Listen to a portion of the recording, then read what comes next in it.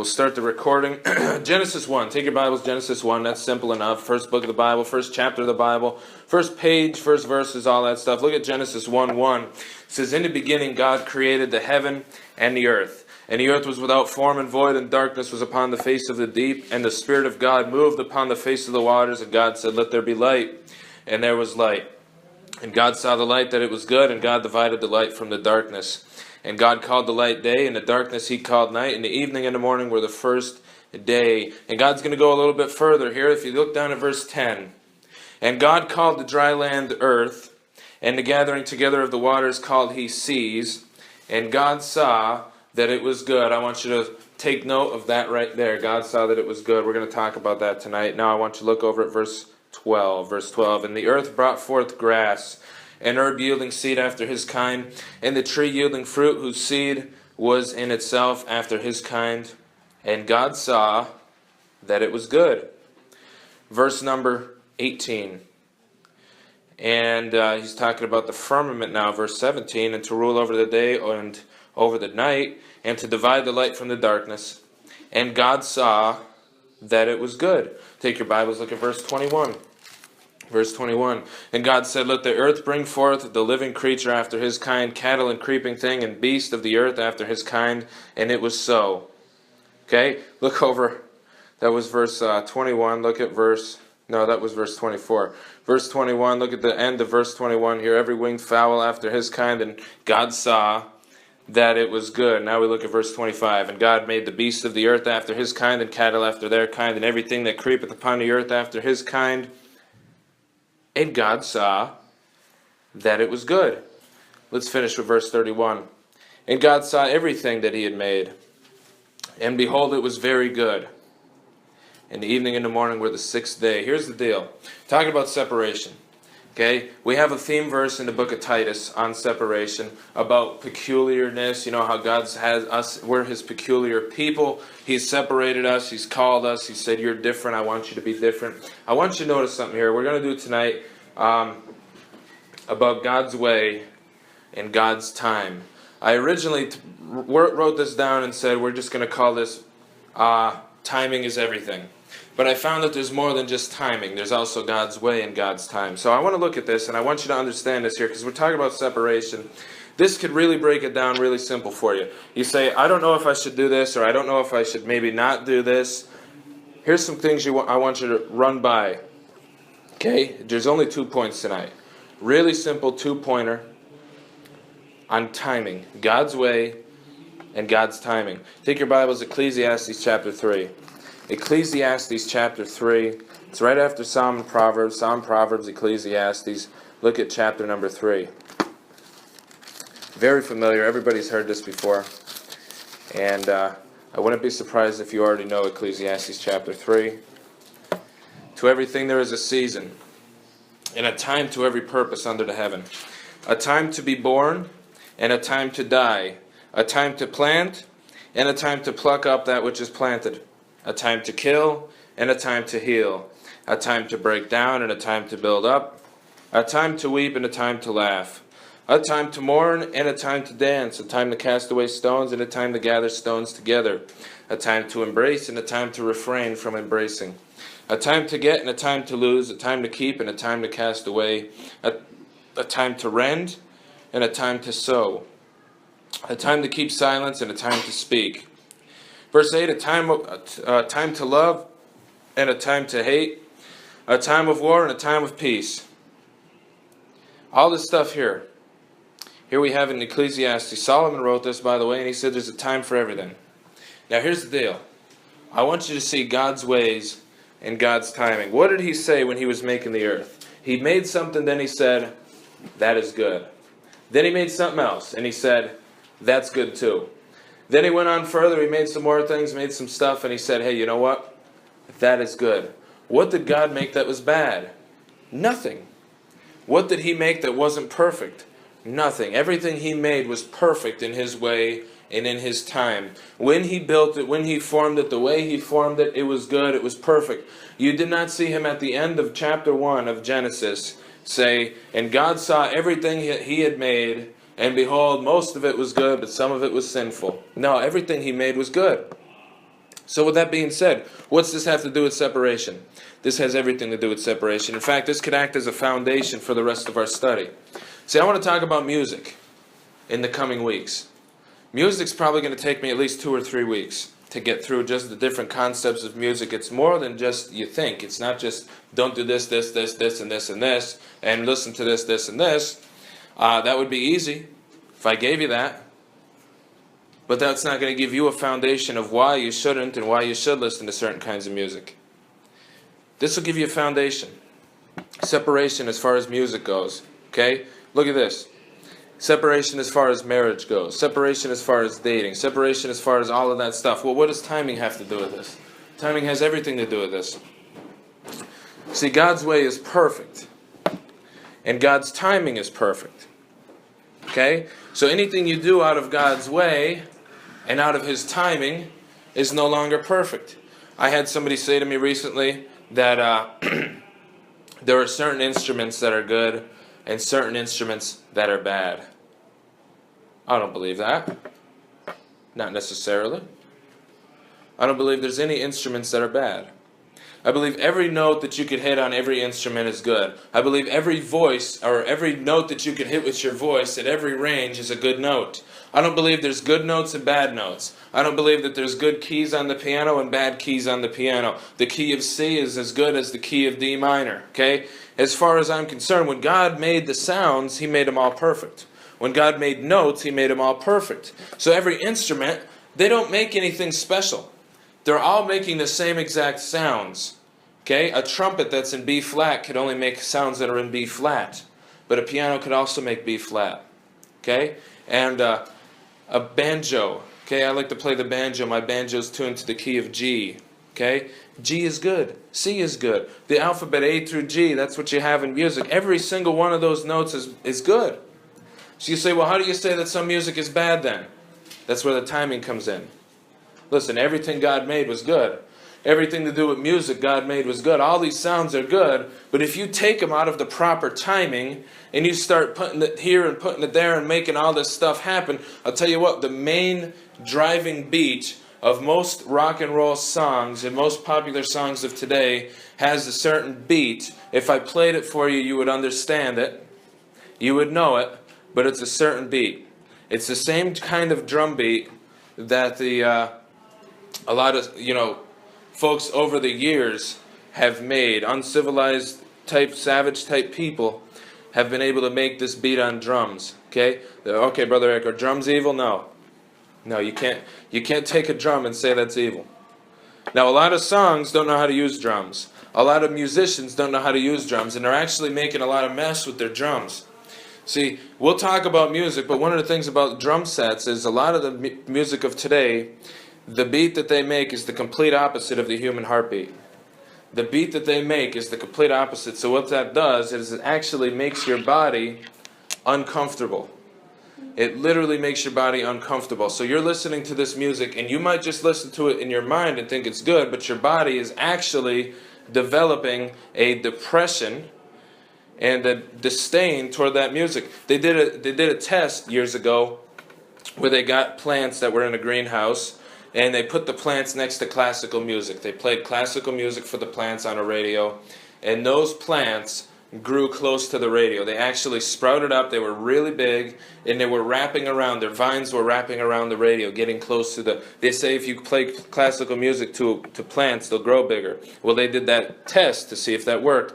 Then they took some rock and roll music and they played that to another plant in a different area, completely different, not in the same area as the classical music, but they played that, and the plant actually was not as big. It was really short and stunted, and it was growing away from the music. The plants couldn't stand the music, and it was not helping the plants to grow. They were growing away from... They did that test. I just say, listen, as a Christian, there are certain things you ought to know about music, certain things that are good, certain things that are bad. It's all about timing. It's all about timing. I have a guitar. Before I ever played the banjo, I played the guitar. One of the things I found out a couple years back when I was learning some new stuff with the guitar is that those same beats that you could play with the drum set, you could play with the guitar. So you say, no, drums are evil. No, they're not. You say, okay, so drums and guitars are... No, that you're getting it wrong. Drums and guitars aren't evil. Every music instrument is good. They all play the same notes, and God made those notes are perfect. But if you take them out of the context, if you take them out of the timing, if you take them out of the way that they're supposed to be, you can really get yourself messed up. And you can really play some stuff that does not glorify God, that gets people dancing, gets people shaking around, gets people into immorality. And we'll talk about different examples of that when we talk about music. Think about marriage. Is marriage good? The Bible says that marriage is honorable in all things, in the bed undefiled. Listen, God says marriage is good. But here's the key. If it's done His way, and in His what? In His timing. Okay? If it's at the proper time, in God's way. Let's give you some examples here. If I have a 5-year-old kid, and he wants to marry a 6-year-old girl down the road, marriage is honorable in all things, right? Ain't that what the Bible says? But we just messed up the timing. That boy and that girl shouldn't get married. Okay? Notice it is a boy and a girl, right? God made them male and female. You say, what does Jesus think about this whole transgender thing? What does Jesus think about this whole homosexual marriage thing? Well, what did Jesus say? He said, in the beginning, God made them male and female. That was Jesus' answer to it. You say, we got a male, we got a female here. Get them married. No, you're out of the timing, okay? You don't marry a 5- and 6-year-old. You get what I'm saying here? Our timing is wrong. Or you could say, we have 2 people who are Christians.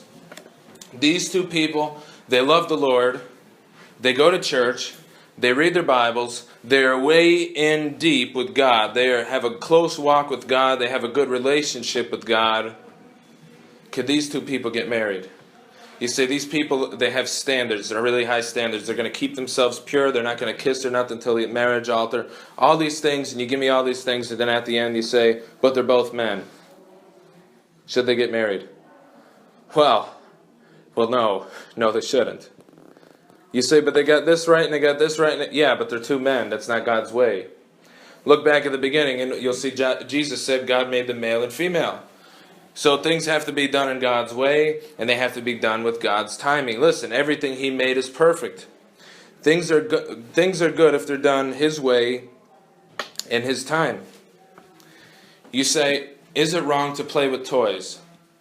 Okay? If a kid's playing with toys, is there anything wrong with that? I don't think so. If an adult man is playing with toys when he's supposed to be out working, he's supposed to have a job, you say there's nothing wrong with playing with toys. Yeah, but in the timing, right, his timing is way off. That dude needs to get a job. And that's what you would say. You guys get what I'm talking about here. A new Christian comes to church. Comes to church, the day he comes, he gets saved and he gets baptized. Man, look at this. He's a new Christian, he's a new convert. Let's let him teach a Sunday school class. Now, let's back up there a second. Is it wrong to teach a Sunday school class? It is not. Is it good to teach a Sunday school class? Absolutely. Will God bless somebody teaching a Sunday school class? Yes. But should a brand new convert, do you think that's the proper timing for him to come in and him to start teaching a Sunday school class? I don't think so. I don't think that a person gets saved, and the day they get saved, you should make them a bus captain over a route. Okay? You got to have the proper timing. Okay? There's proper timing for adult things. There's proper timing for childish things. We read through Ecclesiastes chapter 3. It says there's a time to mourn. There's a time to dance. There's a time to be happy. Listen, you don't go to a funeral and start dancing. That's not the time for that. You don't go to a wedding. Well, actually, some people do. They go to weddings and they cry. Okay? A lot of people do cry at weddings. And I guess that could be technically the time. Now, we have a guy, let's say there's a guy, he's an adult man that loves the Lord. He sees an adult lady that loves the Lord. He says, I want to marry that lady. But she's already married. Now, his way is right as far as he's a man, she's a woman, they both love the Lord. That would be a union. But his timing is way off. I mean, he's late. That lady's already married. He should never even try to pursue that. He should not flirt with that lady. And if it's my wife, I'm going to hit him. You guys understand what I'm talking about? It's timing. It's good. Everything God made is good until you take it out of God's proper context. Okay? It's good until you take it out of its context. Once you say, okay, God made this and it's good, and then you try to make it your own way, it's no longer good. So you say, what is this, brother? Separation. Separation. God's way and God's timing. 2 points. Number one. This is things I want you to ask yourself. Okay? I am available. I tell you I'm really bad on the phone, and I am. I don't like to answer the phone because most of the time I don't know who's calling me, and they're very tricky. Okay? We get people call me. I had somebody call me from the NRA last week. I'm a part of the NRA. The NRA is the National Rifle Association. I've paid money to them so they could help gun rights and help fight against the kind of people who want to take away guns. So I'm part of that group. I got a call last week. I had my wife answer the phone, and they said, we're from the NRA. They were lying. They had a completely different NRA. Their NRA was some kind of a strange telemarketing association or something. They were trying to sign us up for something. They were not the National Rifle Association. I don't know what they were, but they used that to try to. I don't like answering the phone, but honestly, if you have questions, you say, Brother Eric, should I or should I not? We said separation. Why we do what we do, why we don't do what they do. You say, Brother Eric, I need help. I want you to call me. That's the point. If you have my phone number, you call me, and you say, well, here's the problem I'm having, Brother Eric, and then I try to fix it. But here's the deal. I'm giving you this lesson so that you could say, can I figure this out myself?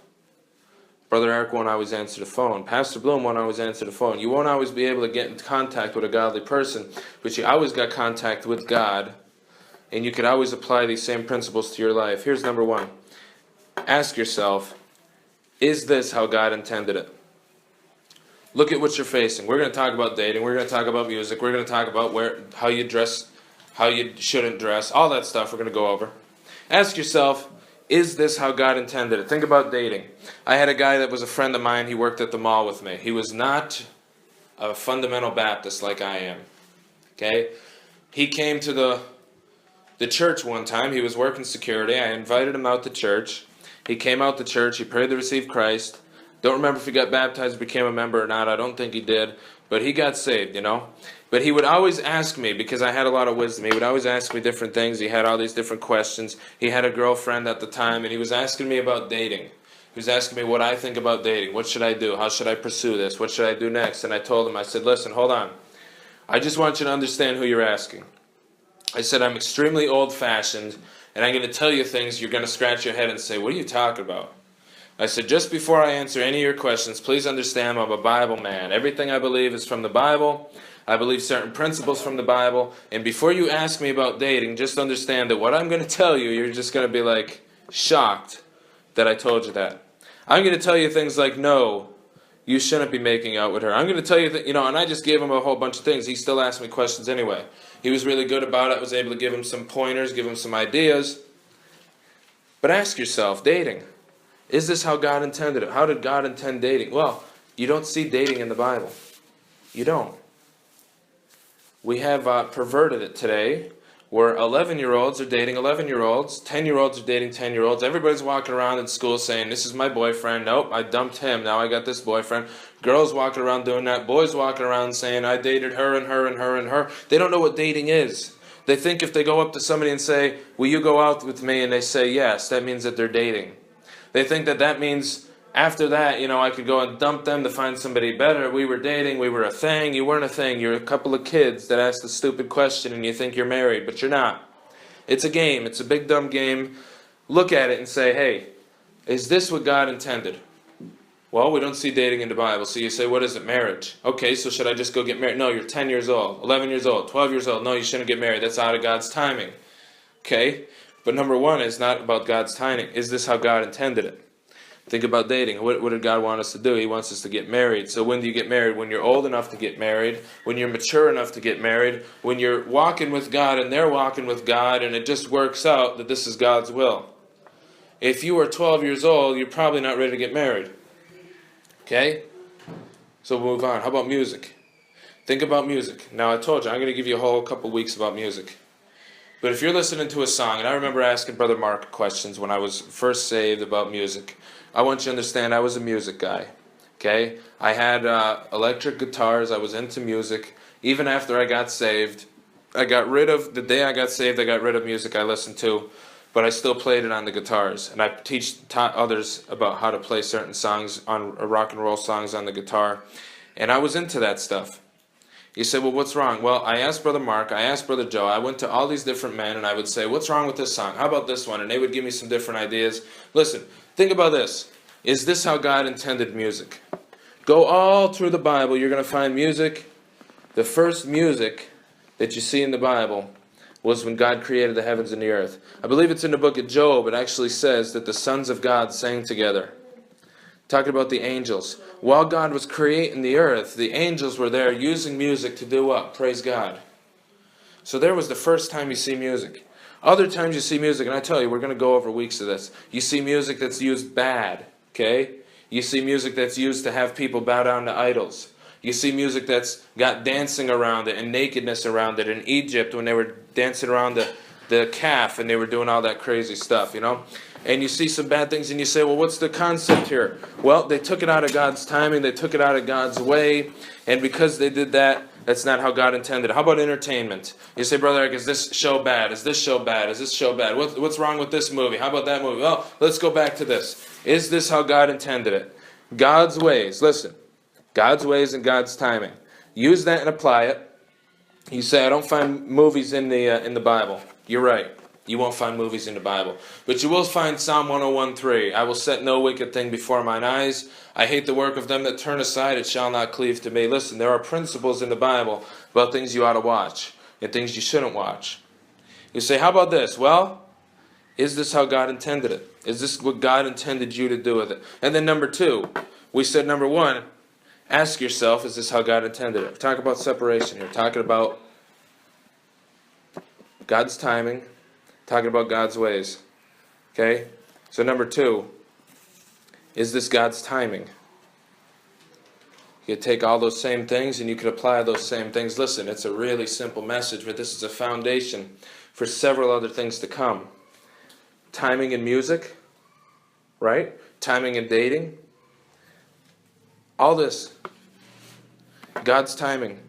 God made it and He said, it is good. Everything God made is good. What did we do? We ruined it. God made it. It was perfect.